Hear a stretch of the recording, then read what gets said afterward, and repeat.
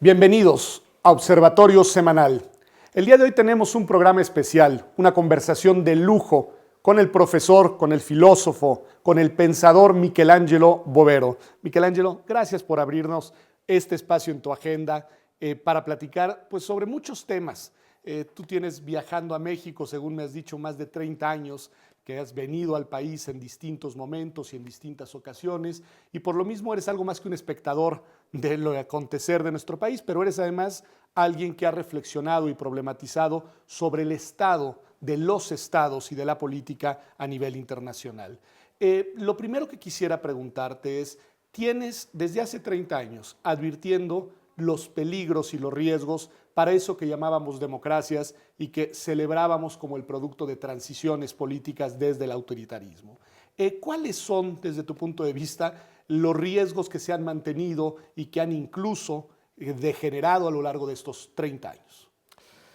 Mira, bueno, yo diría que empecemos con un escenario más amplio, incluso porque se conoce este periodo, por lo menos al principio de este periodo, como la llamada tercera ola de transformaciones de varios países a partir de puntos de partida muy distintos entre sí, hacia un proceso democratizador. Claro está que es muy distinto hablar de países que se escapaban de dictaduras verdaderas, digamos, por supuesto Chile, pues una cosa así, pero también Brasil y otra cosa, Argentina, imaginemos. Y otra cosa es pensar a una evolución como la de México. Cuando las primeras veces, hace 31 años que pasaron de mi primera visita en México como espectador, pero también como, digamos, estudioso de las cosas políticas, incluso en perspectiva comparada, por supuesto. Y en aquel entonces empezaba a nacer, digamos, un programa para lo que ustedes llamaban, tú eras demasiado joven en este momento, pero bueno, mis amigos, lo que decía antes, eran involucrados en este proceso activo, no es una ola, el sentido de los tiempos, el viento de los tiempos, sino un proceso activo de lo que los amigos llamaban transición a la democracia. Tan es así que fundaron un instituto para para la transición a la democracia. ¿En qué sentido? Platicando con estos amigos que se renovaron y se consolidaron, y he encontrado algunos justamente ayer aquí en el instituto que se volvieron viejos como yo, no tanto como yo, pero bastante, pues. Bueno, tantos caminos, resultados exitosos, muchas ilusiones que quebraron, por supuesto. Y en todo caso, ¿quién apostó en pro de la transición a la democracia? ¿En qué sentido? En esto también platicábamos. En el sentido de restaurar, de devolverle seriedad, o finalmente de plantear una seriedad de las reglas del juego básicas. Esto, ¿no? La democracia no existían, es decir, construir instituciones que eran inexistentes, porque si bien es cierto que no era una dictadura el caso mexicano, pues también había esto que se conocía como régimen de partido hegemónico que tenía un talante claramente autoritario. Claro, claro. Pero ahí hay que tener cuidado. La democracia es una forma y entonces la forma se define a partir de la vigencia, de la eficacia de ciertas reglas, de ciertos principios básicos. Lo que pasa adentro de la forma depende de lo que los politólogos, yo soy un filósofo, pero bueno, los politólogos llaman el sistema político, es decir, el conjunto de sujetos de origen, entre comillas, privada, pero públicos, pegados hacia lo público, de cómo se arregla, de cómo se arma, de cómo se articula la pluralidad de sujetos políticos. Digo pluralidad porque no se puede hablar de democracia sin pluralismo. Y en donde haya digamos, adoptamos esta fórmula, un sistema de partido hegemónico, claro está que el pluralismo no existe o es tenue, pálido y sin los efectos sobre la vida pública que tiene que tener un verdadero pluralismo. Pues.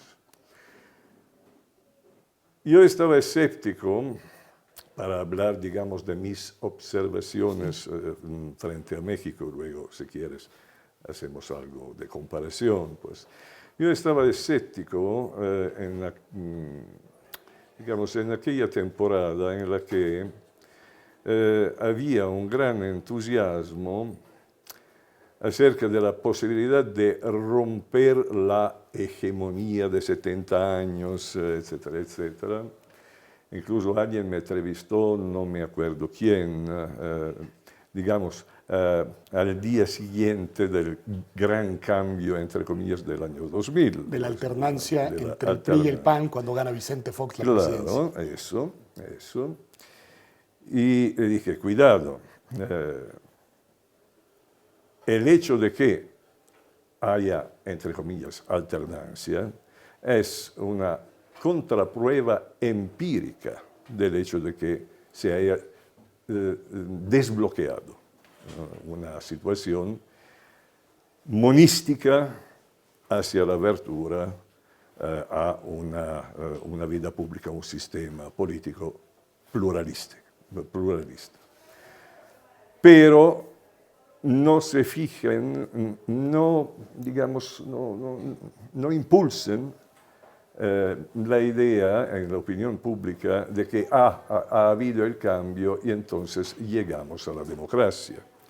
Primero, desde este punto de vista, digamos, mirando a esta dimensión, la democracia consiste en la posibilidad siempre abierta que haya cambios en la gestión del poder, en la guía del gobierno y eso. Pero no consiste en el cambio empírico, verdadero y propio, que puede ser incluso una ilusión, puede traer consigo ilusiones. Esto por un lado. Por el otro, la otra posible, digamos, confusión, ¿no?, en la visión de esas cosas es identificar el cambio, el sujeto del cambio, con un sujeto democratizador.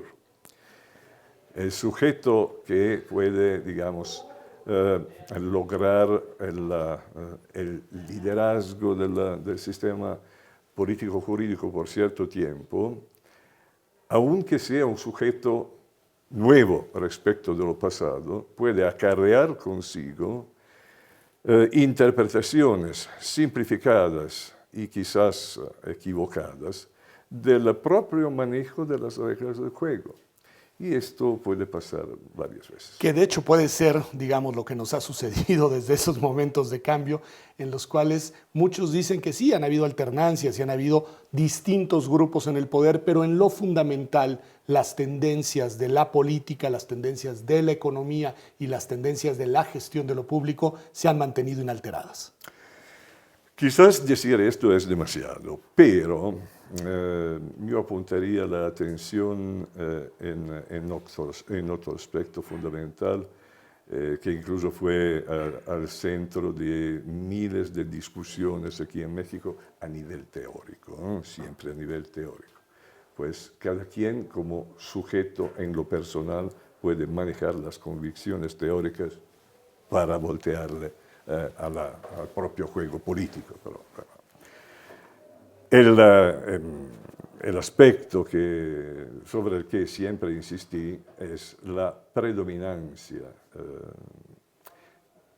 claro, en los hechos, en las instituciones, pero sobre todo en la cultura difusa, en la cabeza de la gente, del presidencialismo como si fuera un hecho fáctico, como la luna, el sol, el viento, la lluvia. Algo que no se puede cambiar, digamos. No se puede cambiar, uno, y dos, es la única cosa que cuenta. Okay. Y yo siempre he apostado en teoría y bueno, en la práctica también para el parlamentarismo. El Parlamento es la democracia. Un gran presidente de la República Italiana, a la hora de los grandes cambios efectivos, reales en Italia en estos desgraciados últimos decenios de vida, intervino contra las tendencias presidencializantes que han ganado, ¿verdad? Pero dijo y repitió muchas veces esta sencillísima frase que le sugiero a todos tener mucho en cuenta. La democracia es el Parlamento.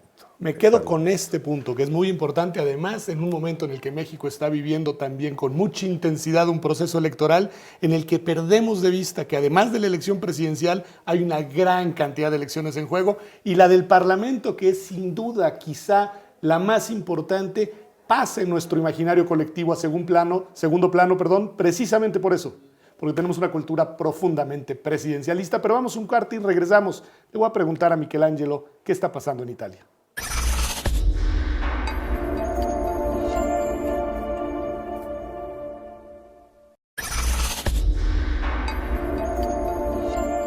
Ya estamos de vuelta aquí en Observatorio Semanal, y estamos en una conversación de lujo con Michelangelo Bovero. Michelangelo, yo recuerdo en 1994 que viniste a México y dictaste dos importantes conferencias en el entonces Instituto Federal Electoral, hoy nacional, una sobre los adjetivos de la democracia y otra sobre los desafíos que a tu juicio enfrentaban las democracias en ese momento.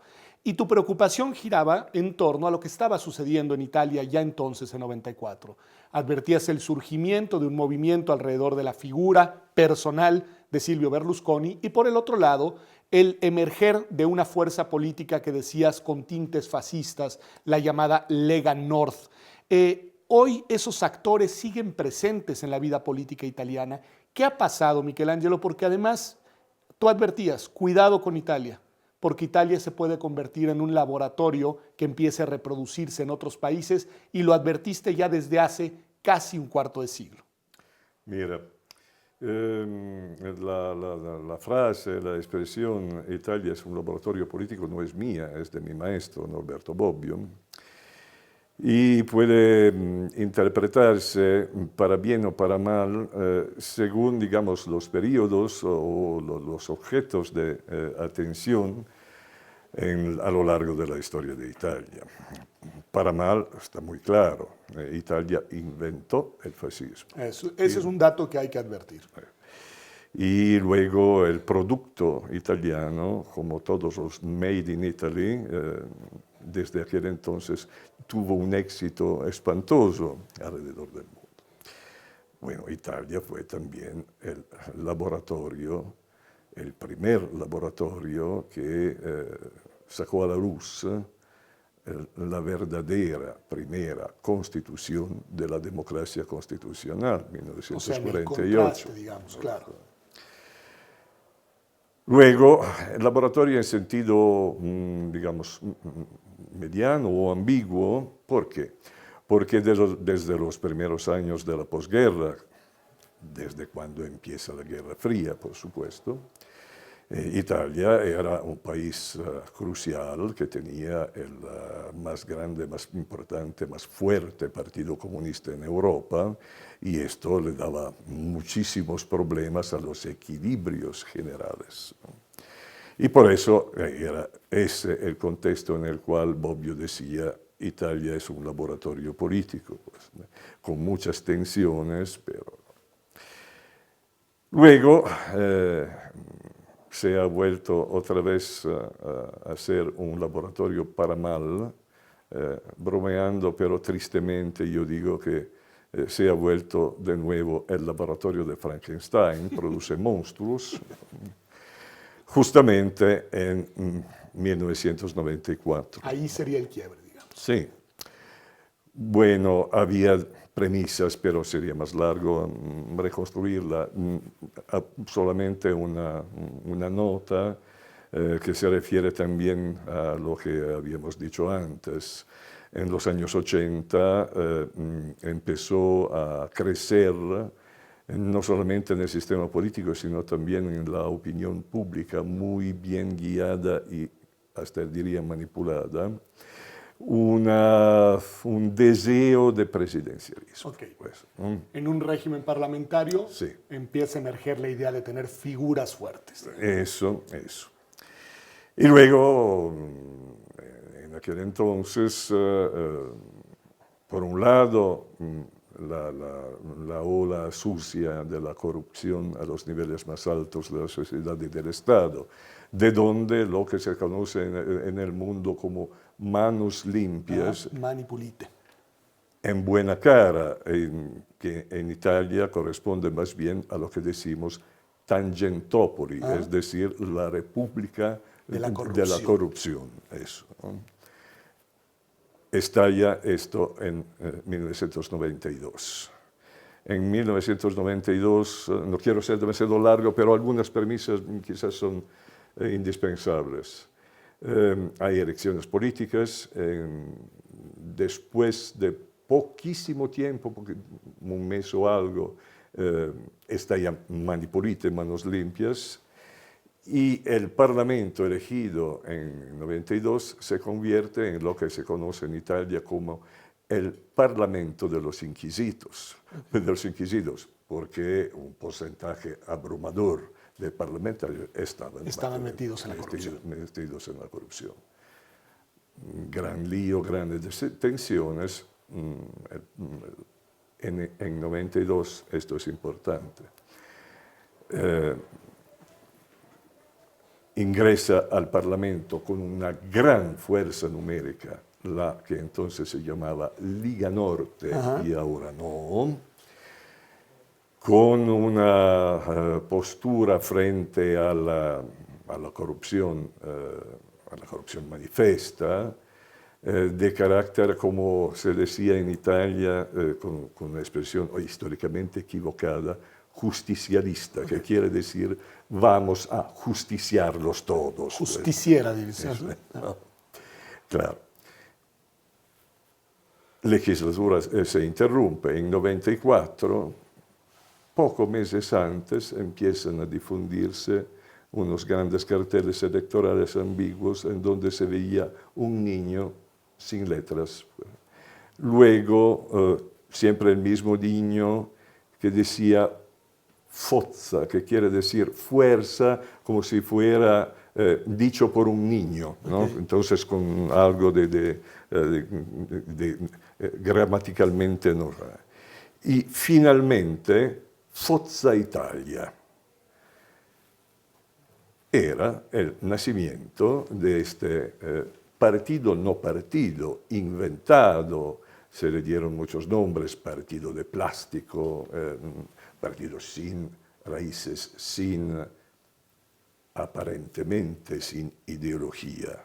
En realidad era la ideología de la muerte de las ideologías tradicionales y la ideología de la que nosotros ahora conocemos como neoliberal, que en aquel entonces no tenía un perfil tan claro, tan neto, etcétera, etcétera. De ahí no solamente la personalización de la política, sino la confusión de poderes económico, político y mediático en la misma persona, encabezando esta a la que no vas a mencionar porque dices que nunca nombras su nombre. No, pero... si yo la menciono me hace daño, me vuelvo azul con manchas verdes, perdóname. Pues. Yo lo voy a mencionar, pero sí emerge la figura de Silvio Berlusconi, que era, como bien dices, además es un hombre propietario de medios de comunicación y un hombre además con una gran riqueza personal, y de ahí este tema de la confusión del poder, de los tres poderes. Y Michelangelo, eso ha tenido un impacto en la cultura política italiana. Tú lo advertías desde entonces, quienes hemos seguido el proceso italiano lo podemos constatar. ¿Qué ha pasado? ¿Qué efectos tuvo sobre la cultura política, la cultura de los ciudadanos en esa importantísima nación? Bueno, para simplificar, digamos, el problema es muy complejo. Una de las cosas que han pasado con la personalización, confusión de la política de los poderes es justamente, primero, digamos, en la cultura, yo hablo de incultura difusa, muy bien manipulada. El señor, era dueño de 3 canales de televisión privada. Cuando se volvió primer ministro, controlaba la pública, toda la televisión pública. pública. Yo había usado, perdón por el inciso demasiado largo, para hacerle entender lo que estaba pasando, incluso a mis amigos no italianos, porque era una novedad absoluta en el mundo. Imagínense que un hombre, un señor, una persona, compre un ojo y una oreja de todos los ciudadanos. Y luego le sale bien esto, pero no está tranquilo, quiere quedarse en el poder confuso, en los poderes, y entonces va a controlar el otro ojo y la otra oreja por vía de canales públicos. Esta es la situación. Bueno, cierro paréntesis. ¿Qué pasa en la cabeza de la gente? Muy bien dirigida, pues. Pasa, desde el punto de vista, digamos, de las ideas difusas, la transformación de la que luego, muchos años después, los constitucionalistas han llamado la presidencialización de los parlamentarismos. Lo que cuenta es quién sube al vértice del poder, al vértice del Ejecutivo, y desgastando la dialéctica parlamentaria, desgastando la dialéctica en la opinión pública y volviendo el juego político un juego como si fuera la competencia entre candidatos autócratas para gobernar. No, es muy interesante pensando además en un régimen presidencialista como el nuestro, pero hay un actor, Michelangelo, del que quizá el público y yo mismo sabemos poco, que se ha vuelto ahora protagonista e incluso ha llegado al gobierno. Hemos hablado ya de esta Lega Nord, hemos hablado ya de Forza Italia y el movimiento de Berlusconi, que fue cambiando en el tiempo. Pero ¿qué es esto del movimiento Cinque Stelle, 5 estrellas? Mira, permíteme apuntar la atención sobre el segundo de los actores que has mencionado antes que pasar al tercero. Liga Norte ya no existe, es Liga y basta. Okay. Es Liga Nacional. ¿Por qué? Porque se transformó manteniendo su mismo arraigo social, político, pues en la ciudadanía, se transformó a imagen y semejanza del Front National francés. Es uno de los exponentes en Europa de lo que ahora se llama soberanismo. El soberanismo es, bueno, una palabra bastante, es para entendernos, la contraseña de todos los movimientos sustancialmente parafascistas, xenófobos, racistas, que se han difundido en toda Europa a partir del norte de Europa, de Holanda, etcétera, etcétera, y que en el año electoral pasado Europa ha tenido varias elecciones importantes, en 2017, muchos tenían miedo que llegara al poder. No llegó al poder en ningún lugar, pero sí rompió los equilibrios, con muchos efectos que sería largo ahora. En cambio, en 2007, nace como sujeto afuera de los juegos políticos, en el sentido de que estaba en contra de todo juego político. Este movimiento, 5 estrellas, es como los hoteles, ¿no? ¿Por qué ese nombre? Nosotros somos los que podemos juzgar quién puede ocupar cargos públicos y le damos 5 estrellas a los buenos que pueden juzgar, ¿no? Que podemos juzgar como tales, ¿no? Este era un movimiento que el historiador griego de época romana, Polibio, diría oclocrático, es decir, oclocrático quiere decir el gobierno de la masa, de la muchedumbre. No es así. ¿Cuál es la masa que formó parte de este gran movimiento de protesta contra todo y todos? Okay. ¿No? Protesta. De un lado son los que creen ser capaces de abrevar del conocimiento que se puede encontrar en la red, ¿no? Okay.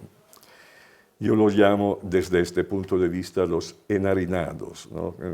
Que se quedan con una harina de conocimientos sin tener cuadros críticos mentales, etcétera, etcétera. No quiero decir que todos los que tienen como punto de referencia dicho movimiento sean burdos de este tipo, pero la gran masa sí, sin identidad política. Okay. Esto es lo que quiero subrayar. ¿Qué es el movimiento 5 Estrellas? Yo siempre contesto, no es un sujeto, sino muchos. Su identidad es exclusivamente negativa. Excepto que en esta tornata, en este periodo, en este proceso electoral apenas finalizado, se candidó de veras a transformarse en fuerza de gobierno, logrando el 33% de los votos, 33% de los votos. Pero es muy significativo, digamos, para decirle en una palabra, ¿por qué no puedo contestar? ¿Por qué no se puede contestar quién es? No puedes contestar quién es un individuo que no tiene identidad, ¿no? Los dos actores que dicen han ganado las elecciones, no ganó ni uno ni otro, pero bueno, son precisamente el movimiento 5 Estrellas, 33%, y adentro de la misma coalición caquistocrática, la vencedora en 1994, encabezada ahora por el hombre que yo no nombro nunca, el porcentaje mayor lo obtuvo la Liga Llano Norte, puramente un movimiento fascista, digamos, puesto al día con los instrumentos de los que el nuevo fascismo se reviste en este momento. Usted escuchó que Michelangelo dijo aquella alianza caquistocrática. Para él acuñó el término, la caquistocracia es el gobierno de los peores. Y en efecto, como nos menciona, lo que ha sucedido con esta alianza que actualmente gobierna Italia es que han llegado al poder probablemente la peor generación de políticos que haya tenido Italia en esta época moderna. Vamos a un corte. Regresamos aquí a Observatorio Semanal. Le voy a preguntar a Michelangelo qué opina de lo que está sucediendo en los Estados Unidos de Norteamérica con el presidente Donald Trump.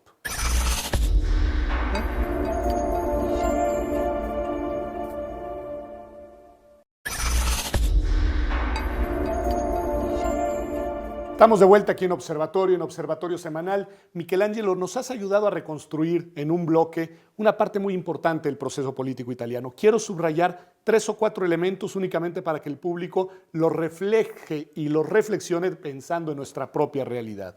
Un momento de quiebre de la clase política por escándalos de corrupción que salpicaron a una gran cantidad de los actores políticos.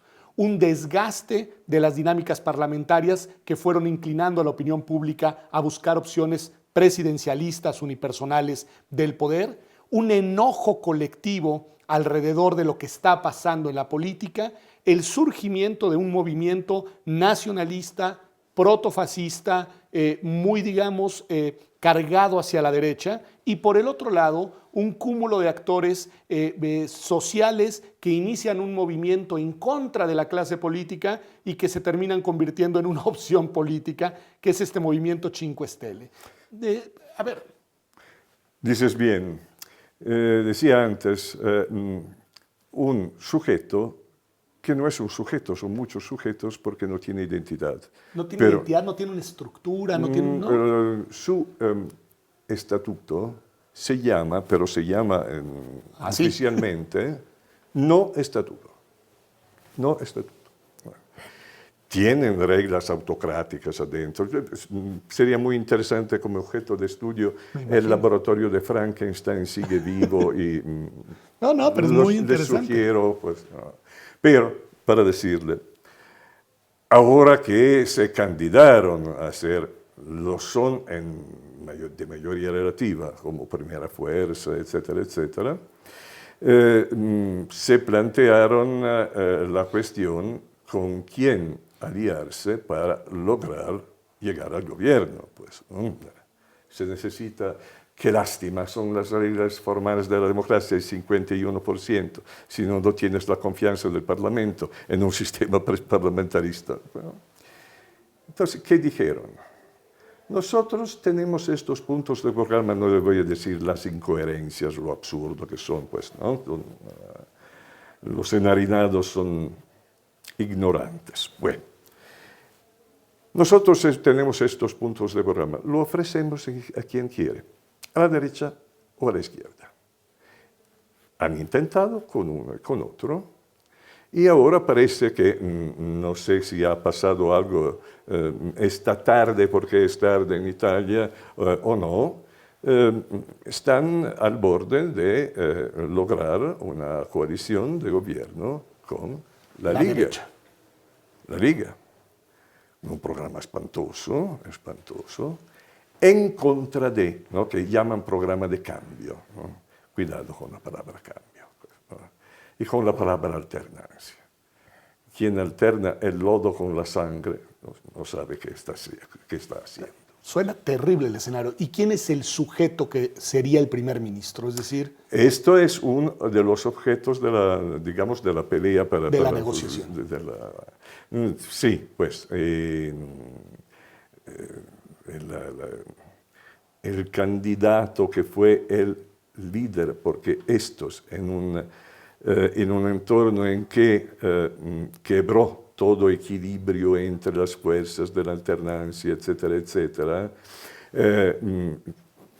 se rompió todo en toda Europa. En toda Europa hay la crisis del sistema bipolar, en toda Europa. Sistema bipolar, que es uno de los aspectos del proceso de presidencialización de los parlamentarismos.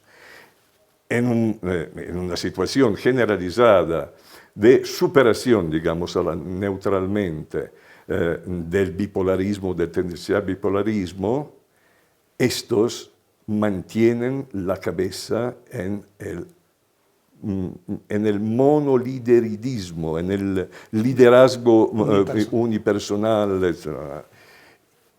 Y por esto se presentaron a las elecciones diciendo, este es nuestro jefe, un jovencito de 30 años, para decir, no voy a abundar, le doy sencillamente un ejemplo, que dijo, nosotros no vamos a terminar como Venezuela con Pinochet. Bueno. De ese tamaño de ignorancia. Bueno, esto. Y se dijo, sí, vamos a ganar nosotros, no saben ni qué quiere decir ganar, pues en todo caso. Voy a ser yo primer ministro. Y los demás no lo aceptan y ahora están en esa negociación a ver quién sale. Frankenstein. Qué difícil situación la de Italia, qué difícil la situación de Europa, como nos mencionas, Michelangelo, porque esa crisis está un poco en todos lados, y qué difícil la situación del mundo en general y de las democracias en general. Decía antes del corte que te iba a preguntar y quiero preguntarte tu opinión de lo que ha sucedido con la que era el modelo para algunos, pero el modelo de democracia, de referente, de nación democrática y libre, que son los Estados Unidos de Norteamérica, ahora con Donald Trump. Mira, Incluso en estos días que estuve aquí en el instituto, todos me han elogiado de una manera, digamos, muy triste para mí, porque sencillamente me dieron el nombre de una Cassandra, de un profeta de acontecimientos desaventurosos. Como le dije, miren a lo que está pasando en Italia en aquel entonces, y nadie creía que el Señor innombrable, éramos en aquel entonces 3, 4, decir, no han entendido nada, este va a ganar. Pues. Cuando había la campaña electoral de 2016, ¿quién apostaba que iba a vencer este tipo? ¿No? El 2% de la opinión pública, según las encuestas. Una pequeñísima minoría. Yo, no solamente yo, bueno, 3, 4 decimos, no han entendido, este va a ganar. O si no va a ganar es por muy poco, y en cambio ganó. ¿Por qué? Bueno, lo que voy a decir muy en breve abre, digamos, el análisis a lo que está detrás del sistema político. ¿Por qué Front National en Francia, Liga Llano Norte en Italia, el Partido de la Libertad de Wilders en Holanda y muchos más ejemplos? ¿De dónde salen? Es un largo camino que hubo, digamos, una vuelta o un precipicio en los últimos años, los años que denominamos de la gran crisis económica y social. El capitalismo financiero sin frenos no podía no generar descontento social, empobrecimiento en las clases medias que se van bajando. Pues. Y no podía todo esto no producir protesta incluso indiscriminada. A veces muy radicales, pero inteligentes, etc. Pero difusamente, protestas indiscriminadas. Un enojo generalizado. Un enojo generalizado que pasa, de la que algunos estudiosos han llamado hace 15, 20 años antipolítica, el discurso en contra de la política como tal, a ser una política de la antipolítica, adentro de la política. Es suficiente con que se encuentre a un grupo, por supuesto, pero a un individuo que pueda actuar como buen espejo de ese enojo, espejo de su, digamos, carencia de instrumentos de análisis, carencia de madurez. No es su culpa, lo han dejado así, pues, ¿no? Y carencia de orientaciones políticas. Es suficiente con esto para que se dé un éxito en aquella banda. ¿Quién es ese tipo? No hablamos del individuo, de la persona como tal, sino de lo que significa políticamente y socialmente. Es como todos estos movimientos, incluso 5 estrellas, etc., una contradicción en términos. Fíjense que una contradicción en términos. Una bomba Molotov lo era también el fascismo en su nacimiento, en sus orígenes, socialmente mirando hacia abajo, hacia los desiguales, desigualizados, los descontentos, y luego volteados a la extrema derecha, como sabemos, con todas las características de esto. Este es un súper rico, familiarmente, que en cambio es sustentado por los empobrecidos, Es un inculto, y como decía Aristófanes en el siglo V antes de Cristo, está magnífico para gobernar masas de incultos, se reflejan en él. Pues. No estoy golpeando los incultos son tales porque han sido dejados en el nivel de incultos.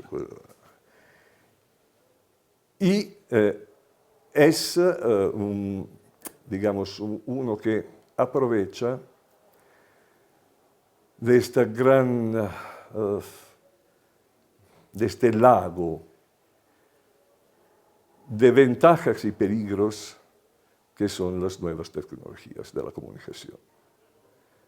Cuidado con los followers de este señor, los followers que gobierna, bueno, digamos que gobierna con Twitter, ¿no? Cuidado con los followers. Los followers son un híbrido en sentido zoológico entre un rebaño de ovejas y una manada de lobos.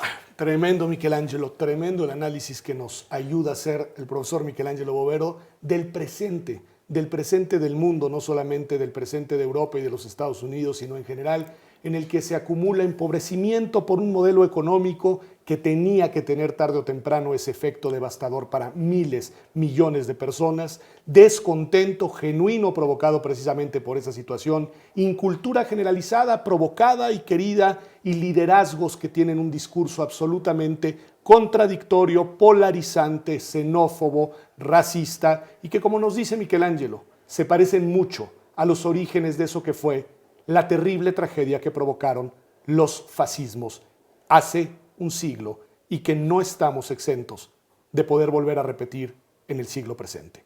Gracias por habernos acompañado a Observatorio Semanal. Nos vemos aquí en TV UNAM como todas las semanas el próximo domingo.